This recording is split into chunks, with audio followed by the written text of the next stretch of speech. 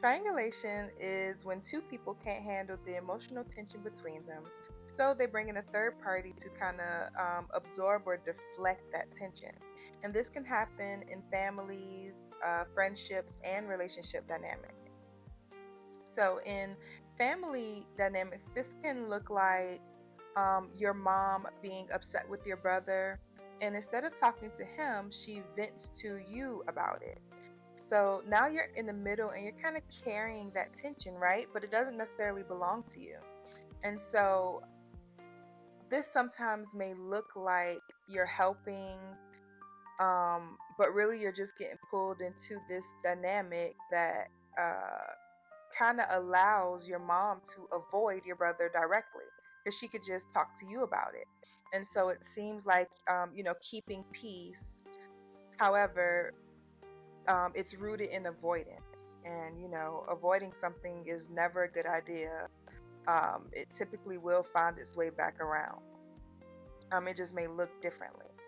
And so, another type of triangulation is when someone uses a third person to control the emotions of the person that they are in the conflict with.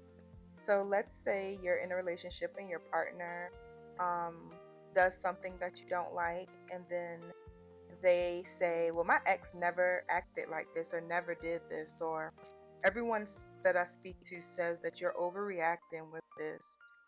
That is triangulation used as manipulation. And this is actually not about resolving any of the issues, it's just about removing accountability from that person. They don't want to be accountable for their actions. So they try to manipulate you into kind of conforming to what they want. So, underneath, all of this, the reason that triangulation is typically used is because people are afraid. That's what it boils down to. I think being honest can feel risky, and the fear of rejection is a very strong one. And so people don't want to be rejected or blamed or even seen as just a bad person in this situation.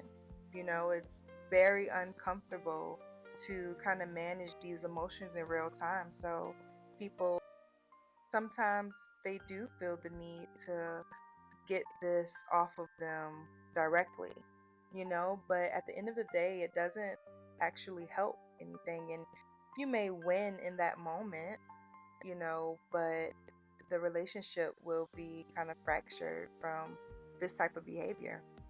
So I think it's best that we close these triangles. And if you've got something to say to someone, say it to that person.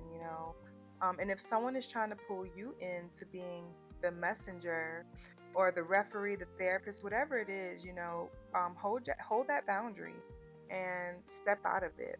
You don't have to be rude.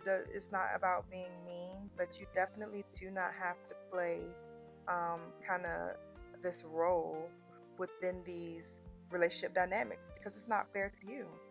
So, next time you want to kind of bring someone else into whatever drama that you may have going on with someone else, just kind of pause there and ask yourself, am I actually trying to solve this problem? Am I actually trying to get advice? Or am I just avoiding the feeling and going to that person directly?